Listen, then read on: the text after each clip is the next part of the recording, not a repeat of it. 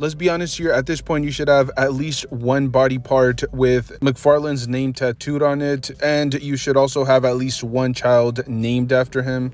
As a matter of fact, we should actually be trying to replicate or clone McFarlane, because we can never have enough McFarlane in our lives, right? But in all seriousness, if you're a total McFarlane simp, this may not be the correct video for you, because let's get straight into it. We're gonna absolutely bash his new Batman and Batmobile from the Rebirth universe, or from the Rebirth storyline. In case you guys haven't really been keeping up too much with McFarlane, he did decide to release a store exclusive Rebirth Batman, as well as a Rebirth Batmobile. They're supposed to be essentially a set, although they can be purchased individually. If you're looking at the Batman, it's $26.99 plus shipping. I should reiterate that I have personally never bought anything from or directly from the McFarlane toy store or his little website. However, from my understanding, you are supposed to cover for shipping yourselves, as well as the Batmobile, which is being offered for $99.99 plus shipping and taxes. So once everything has been accounted for, like if you want to purchase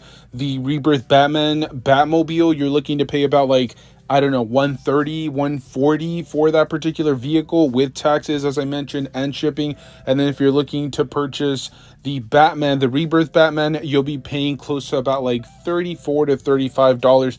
As I mentioned, depending on how much it is that they charge you for shipping, and then how much you have to pay for taxes depending on the state that you live in. But regardless, you're paying well over the original retail price point for each of these collectibles. Now, it is worth mentioning there's a set that you can purchase.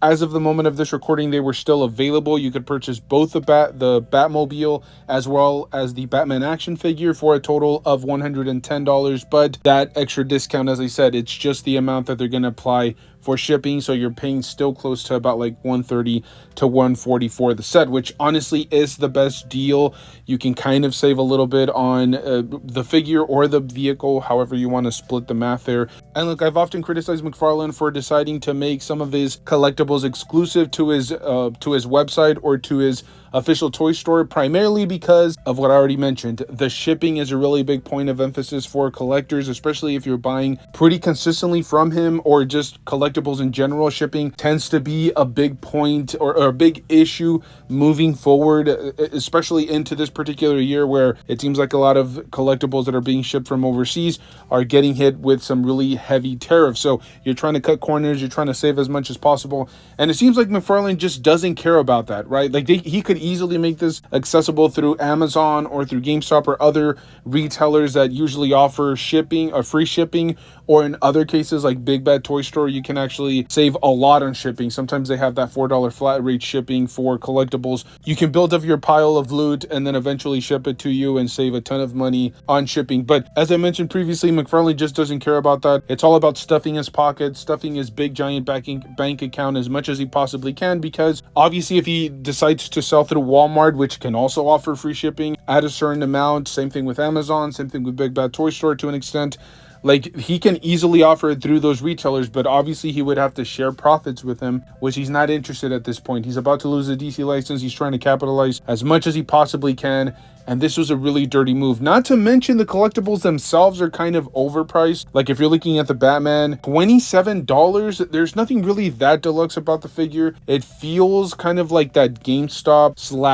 / Entertainment Earth and Big Bad Toy Store markup, where a lot of the collectibles that are supposed to be $25, they mark them up like $2 to $3. I'm assuming because they can't purchase as much as like Amazon and Walmart and Target, so they can't offer as many deals, or they can't offer, or they can't pass on as many savings as some of the larger retails, and so they have to kind of cut back a little bit.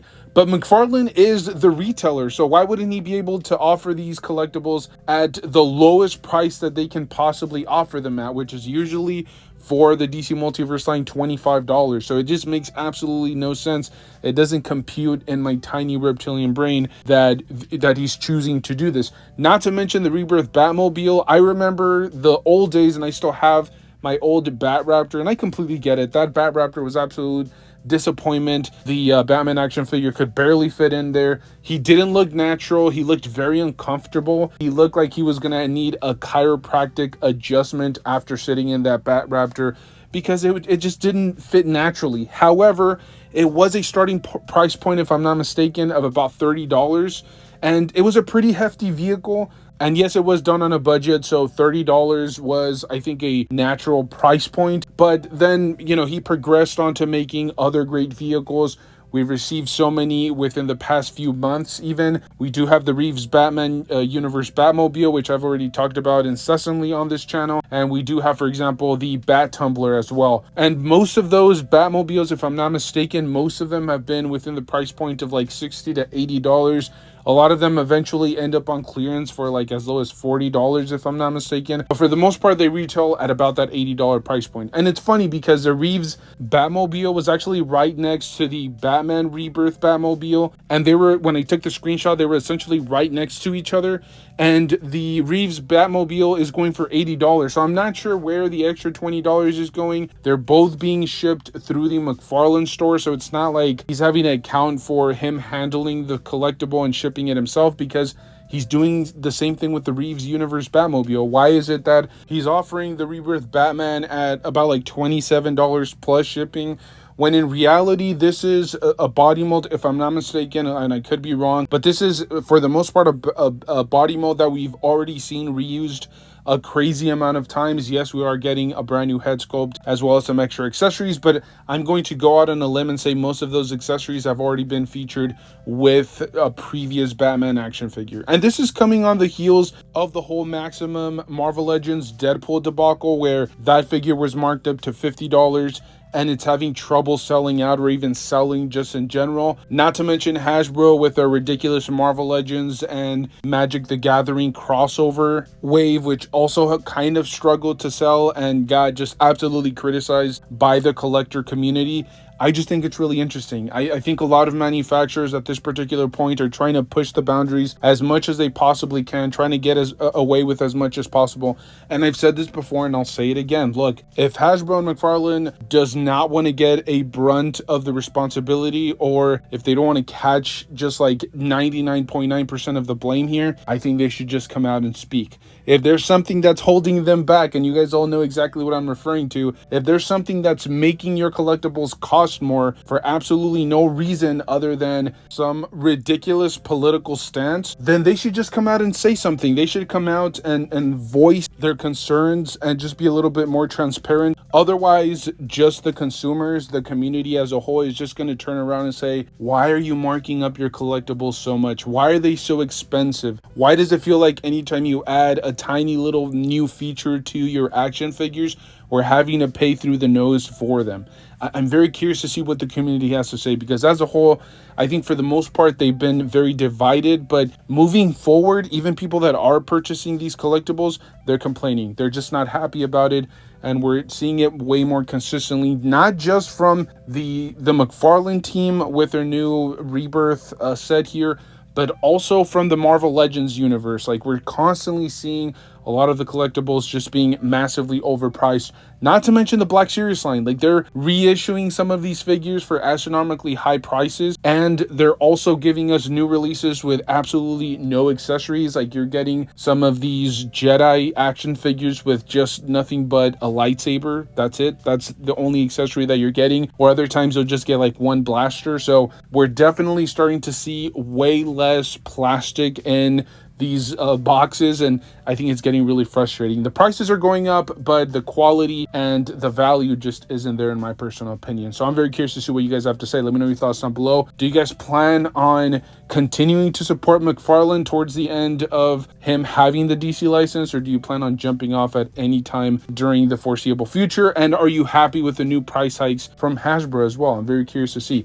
Thank you guys so much for tuning in. As always, if you guys enjoy this type of rambling action figure content, which we're doing now on a daily basis, make sure to stay tuned. And also just stay tuned in general, because we do have some pretty big announcements coming forward.